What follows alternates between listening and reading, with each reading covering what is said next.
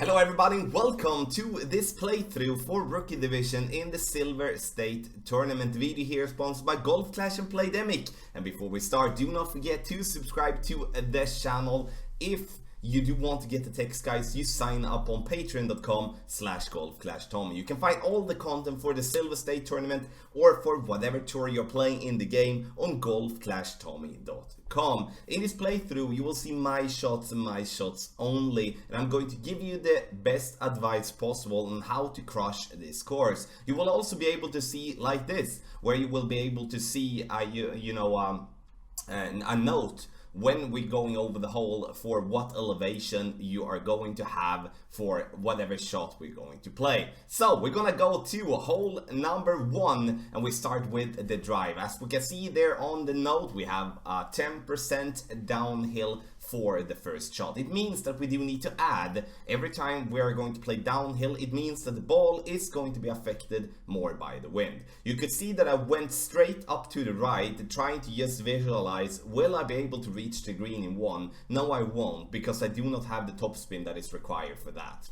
So now I'm just mixturing around, seeing what club do I need to go with without giving myself a struggle. So, and then I choose to go with extra mile instead of the quarterback, as I do want to not spend anything on a special ball here. So I stick with the Marlin, which you can get in a free schist very easily, and we play straight forward using 4.5 bar topspin and a couple of bars of side spin to the right. That would leave us up for the second shot, which would be a short iron towards the pin. Here I'm using the Thorn, as the Thorn is my favorite short iron, but you don't have to focus on that. You can play with whatever short iron that you might have. It's all about, feeling comfortable, in my opinion. We take a look at the note on the top, shot number 2. It says 10% downhill. Then we know that we do need to add, so we are going to be spot on. I aim very close to the rough line there. The reason I do that, it's because I do want to have a more flat bounce instead of an inconsistent bounce. And if we're lucky, we're gonna start off with an eagle. So with that being said, we go to... For hole number 2, we're going to play with a 40% elevation, 4-0. You can see that on the note on top there, and that's a lot. But this is a tough par 3 where I do decide to show you the rough bump. Even though the rough bump looks scary, it isn't that scary as it looks. But it is very important though that we do get the elevation adjustment correct.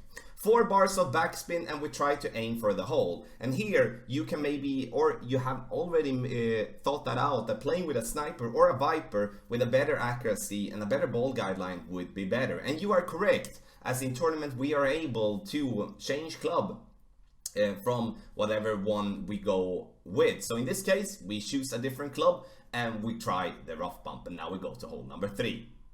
So on hole number 3, we do need a driver that do have a little bit of distance. I would love to play with a quarterback here, but when we do have a lower level quarterback, it's better to play with an extra mile, even though we would have the extra mile in only level 1. 4.5 bar topspin and as much side spin to the right possible, and we're going to over adjust 10%. And the 10% is important, and we also want to use a ball with side spin, as then we can move our target as a start more to the left and don't have to play that close to the rough and to the sand to the right.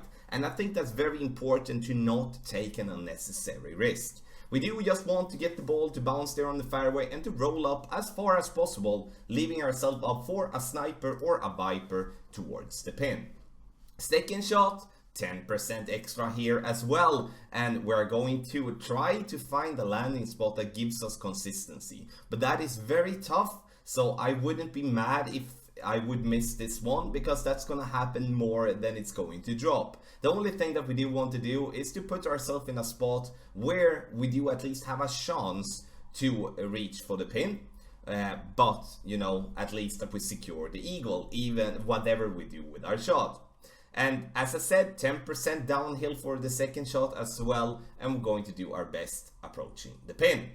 So here you have hole number 3, and once we just missed that one to the left, we go to hole number 4.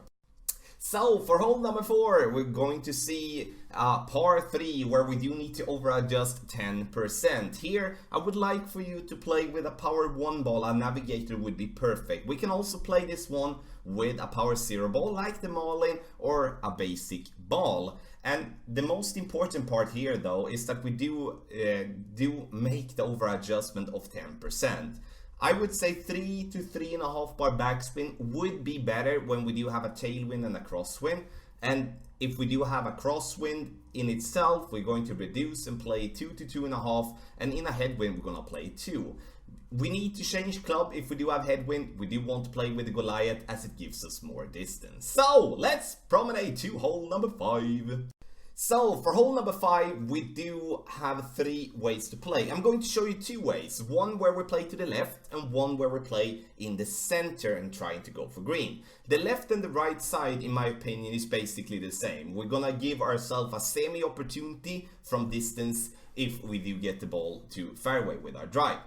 First, we do need a little bit of distance here because I do want to stay with a power 0 ball. I rather play with a club with distance instead of spending on a specific ball. Marlin ball gives us side spin 1 and also power 0. So we do use the 2.5 bar side spin to the right using the 4.5 bar top spin that we do have on the extra mile. 10% extra for the drive, and we're going to land here very nicely and give ourselves an opportunity to approach the pin here from distance.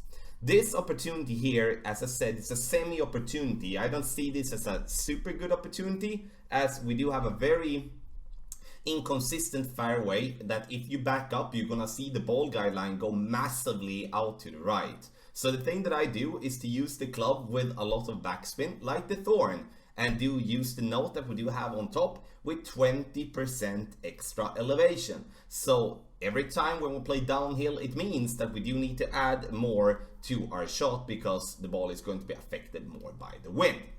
That's going to be the same if you go from the left hand side. It's 10% extra for the drive and then 20% extra for the second shot. For us now that might want to go a little bit more aggressively, we do want to spend a ball like a power 3 ball, and we also have a club that is in minimum extra mile level 3.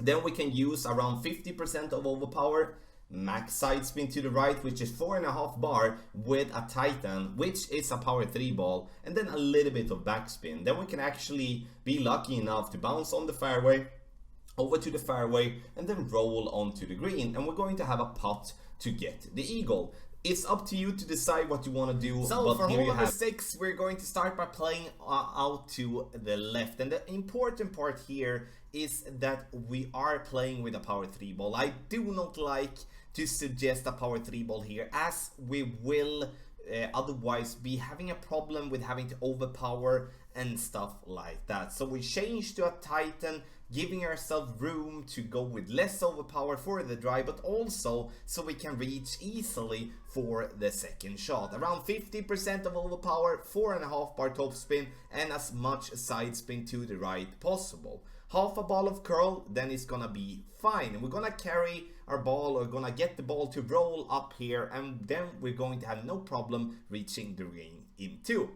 So we do have 10% extra for the drive.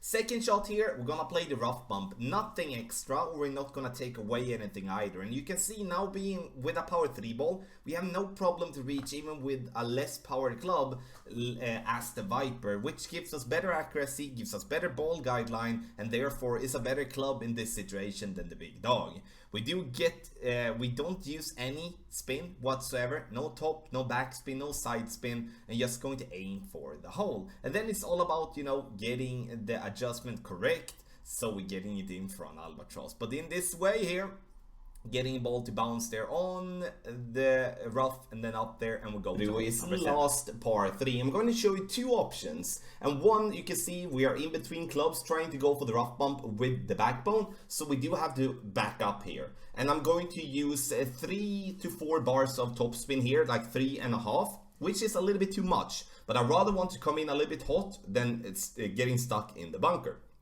First bounce on the fairway, second bounce in the rough by the green, and then it's going to roll towards the pin. The reason I choose this approach instead of going to the left or to the right, it's because my clubs, even though I have the backbone in level 7, I do not have the backspin that is enough to get the ball to stop, because the spin stands very short, and therefore we do need to try to find a way to play with the rough in a little bit. So 10% extra for the shot there, and that leaves us to go over to hole number 7 once again with the rough bump. Absolute the best way to get on hole in one. 2 bars of backspin, and now you see me playing with a power 3 ball. That's absolutely not necessary. You can play with a lower power ball. The reason I have a power 3 ball is because I went into the shootout with it. We aim for the hole, and then it is very important once again when you play for a rough bump that is pretty tiny, is that you do know what you do when you over or under adjust your shot. Over adjust 10%. So for hole number 8 here, it is very important with what ball you're picking. We first need a little bit of distance, and therefore we choose the extra mile over the quarterback. And once again, it doesn't matter if I have extra mile 5 or extra mile level 1. Extra mile would be the club that I would play with nonetheless. 4.5 bar top spin and 4.5 bar side spin to the left. And as you can see, I play with a power 1 side spin 2 ball, which is a quasar. The balls that I would choose between would be the quasar and the katana, depending on what type of wind I'm having. If I'm having right to left wind like this, I'm not going with any curl. If I would be having another type of wind, then I would be going with a little bit curl to the left.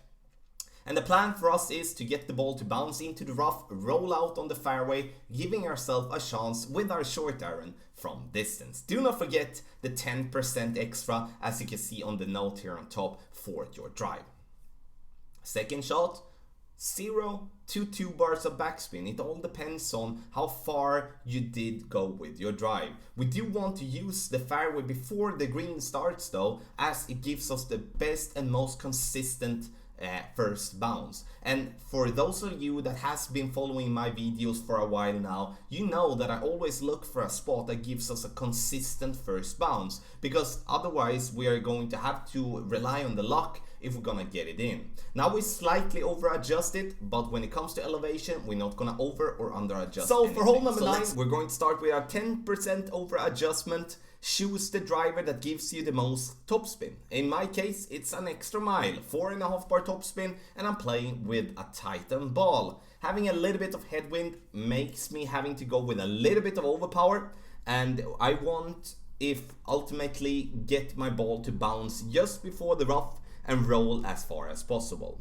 And the thing is here though, I choose to play with a big dog for the second shot, which is wrong in this situation, because I know, and I hopefully you will know after this video as well, that you cannot really reach for the green in 2. You're not even gonna be close. So why play then with a less accuracy club like the big dog when it's not needed? We can play with the sniper or the viper to give ourselves more control with our shots, so we're not risking doing what I'm doing here now because I cannot read the ball guideline in a good way, and I roll into the sand. If we roll into the sand, we still have a chance to reach for the green, but as the pin stands so short and the back of the green falls down, then we do have no option more than we'll have to bounce on the fairway over towards the green. When we play with a short iron or a long iron from fairway, this is actually a decent opportunity for getting the eagle from distance, but once we're getting into the sand, then we are gambling a little bit when we're playing this one from distance here. And so make sure that the second club is picked based on what you're gonna do for the third shot, so you're not doing the mistake that I'm doing. So everybody, thank you so much for watching this playthrough for Rookie Division in the Silver State Tournament. And if you do want to get the text guides, you sign up on patreon.com/golfclashtommy. Also, when it comes to getting more content, you go to golfclashtommy.com, check it out. You can find other content, not just for the tournament. If you do have any comments or questions, let me know in the comment section below. And last but not least, don't forget to hit thumbs up. Video is sponsored by Golf Clash and Playdemic. Good luck in the